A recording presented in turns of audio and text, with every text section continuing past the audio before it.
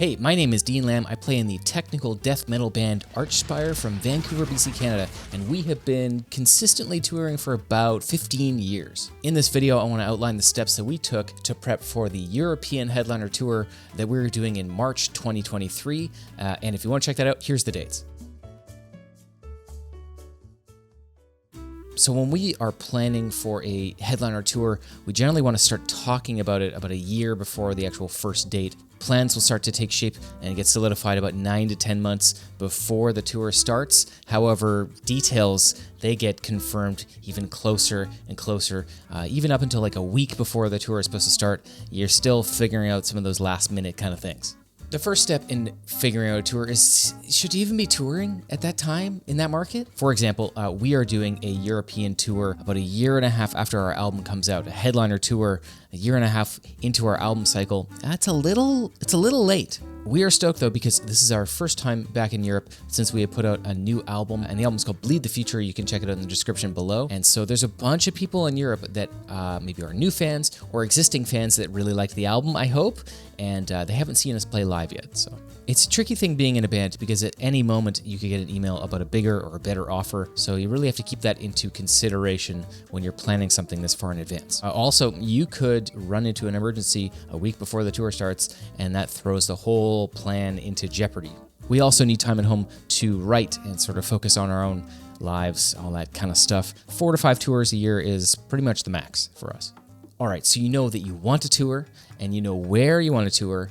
Up next is some of the more kind of boring logistical stuff. Reserving transportation for a tour, let's say like a bus in Europe or a bandwagon or a van and trailer in North America like we usually do, very expensive. And so if you are planning a tour, you really want to keep your expectations realistic here. A core belief of our band has always been that if you can survive some kind of discomfort for about a month, but then pay your bills much easier at home at the end of that month, it's a good trade-off. But of course, as our band has grown since 2009 now, we are now able to afford some luxuries that at the beginning of the band we just couldn't even have imagined. For instance, European bus rental is generally about 30 to 40,000 euros for the full month, split between all of the bands that are on the bus. And these buses are big.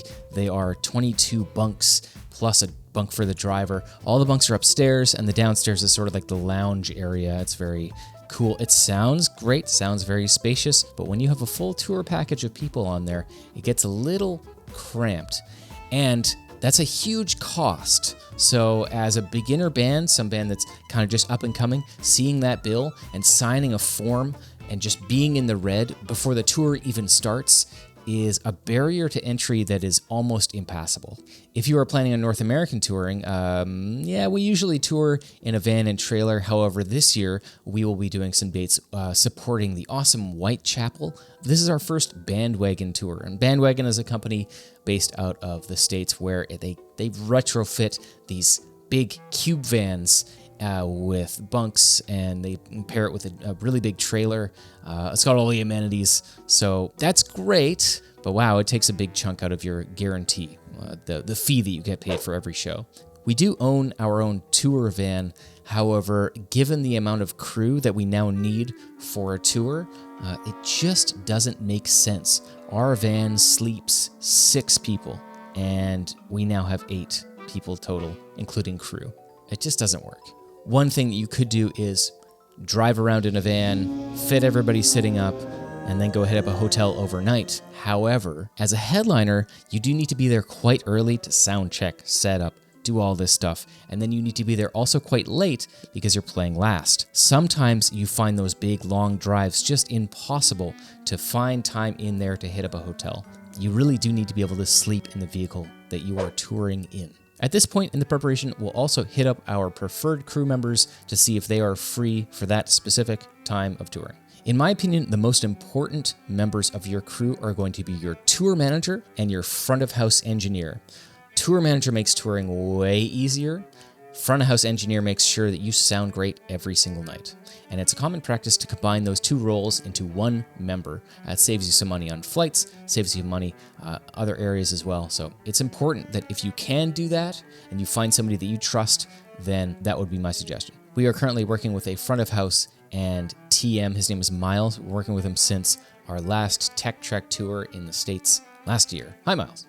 Next up, the most important crew after that would be your... Oh, I guess a driver would be more fucking important. Sure, you could split up driving duties between all of the people in the band, but that's another thing that's going to take away from your ability to concentrate on stage and deliver a good performance every night. The driving shifts, 3, 4, 5 hours after a show, really wear you down. So it's an important crew member. One of the luxuries we're now able to afford is a merchandise person. So this is somebody who is dedicated to the merch table all night. They also take care of all restocking, and they help you put in orders and predict shows and how many shirts, CDs, vinyl, all that kind of stuff you're going to sell. This crew member allows you to take some time to yourself, whether that's backstage or exercising before the show or just relaxing. Because when you're at the merch table for many, many hours every single night, in addition to setting up, sound checking, then playing the show, getting off stage, loading out, loading in, all that stuff, it really takes a toll mentally. Finally, a lighting person is now a new thing that we are trying. For this European tour, we will finally have a dedicated house lighting person. So we have programmed lights on stage, done by a very awesome lighting designer in the States, and then our lighting guy will run the house console to match what is going on stage. And it sort of melds everything together into a nice cohesive sort of production. So once we know the vehicle, once we know the time frame, once we know the crew, now we can start looking at support bands. This is one of the most difficult parts of planning because there are so many good bands in any given genre, but they're not all the right fit for your specific tour package. One band that we take a lot of inspiration from when we build out our tour packages is Despised Icon, because we did a tour with them in Europe in 2017. Here was the lineup: Despised Icon, Malevolence, ARCHSPIRE, Vulvodynia. What we love about this is every support band reflected an element of the headliner, so there was crossover, but it wasn't too much. Ideally, you want the audience to still be ready to hear your specific, unique brand of music by the time you hit the stage. So when planning our headliner, we picked bands from a bunch of different corners of death metal. Here's the lineup we have. It is ARCHSPIRE, Psychroptic, Benighted, Entheos. Psychroptic is an older band. It's actually quite an influential band to ARCHSPIRE, and it's a band that we've all loved for a very, very long time. They bring a bit more of a organic, natural, thrashy kind of element, but still remain very technical death metal, so they're very complementary to our sound. Benighted is a brutal, gross, disgusting death metal band. It's an element of death metal that we touch on sometimes, occasionally, but we don't lean too hard into it. But yeah, great band. They're very technical and interesting and fast, but they have just their own flavor. Entheos is a more modern sounding death metal band that has some soundscape production stuff that we haven't really ever tried. We feel that they also bring a bit of a younger crowd, which is always beneficial. Now, while we were pitching the idea of this tour to all these bands, we're also having to keep in mind the budget. For instance, our booking agent will give us a rough estimation as to how much each promoter will pay for this tour package. So once we know that cost, which is based on venue cost, staffing cost, ticket potential, ticket prices, we'll then make our way from the top down to figure out how much we can really afford to pay each band. All while taking into consideration our costs and making sure that we are also getting paid enough to cover flights, merchandise, gear rentals, vehicle rentals, crew payment, all that. There are plenty of bands that will confirm the very first offer that we send to them. They're just eager to play in front of a new crowd, maybe get some new fans. Others will supply us with a counter offer where they want a higher guarantee, a show fee, or they want to be higher up on the bill. So this is all case-by-case basis. Every tour is a little bit different. It usually takes about a month, maybe 2 months. Sometimes it kind of drags on a little bit longer. But after that, we are on to promotion of the tour. I personally used to make all of our tour assets and promos and all that kind of stuff for any of our headliner tours, but now we have a great graphic designer that we're working with that does a better job than I did. It's very important to work in parallel, so you want to have the announcement and all the promotional stuff getting ready even as you're still figuring out the lineup, so you don't have to wait an additional month to get all of the promotional assets in order to announce, because the longer time you have where the tour is announced and the tickets are on sale, then the more likely it is that you're going to have a better tour. Promo videos are also very important, so if you have access or you're handy with a camera and some editing software, it's pretty much mandatory nowadays. And hopefully you've given yourself enough time now. Generally, a good rule of thumb is about 4 to 5 months at absolute minimum for tour promotion to give yourself a really good chance that this tour is going to pop off. At this point, we're also going to be figuring out merchandise. And these merchandise bills, these big orders, they are big. You're ordering hundreds and hundreds of each one of the shirt designs. Among other things, you can order shirts, hoodies, patches, stickers, shower curtains, air fresheners.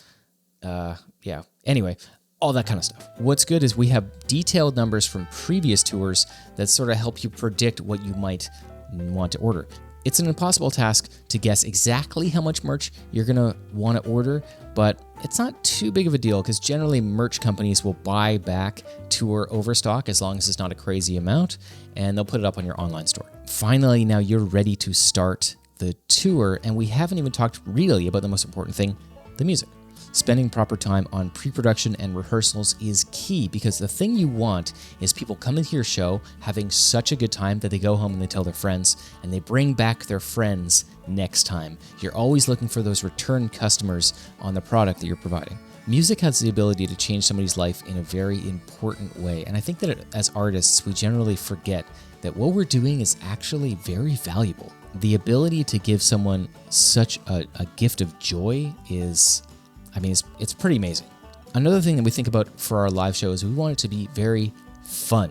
So our vocalist tells stupid jokes. We like to get dressed up on stage sometimes. I'm not someone who wants to stand there on stage and mean mug everybody in the crowd.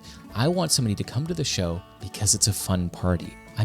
You give someone a night where you say, come to our show, and they really have to make the decision. They have to get a babysitter if they have kids, they have to spend the money, they have to bring extra cash in case they want to get a t-shirt, and they want to go there and they want to have a good time. Providing that good time is pretty important. Well, we are flying out to start this awesome tour on the 27th of this month, and if you are in Europe, I really hope to see you there. Thanks for watching.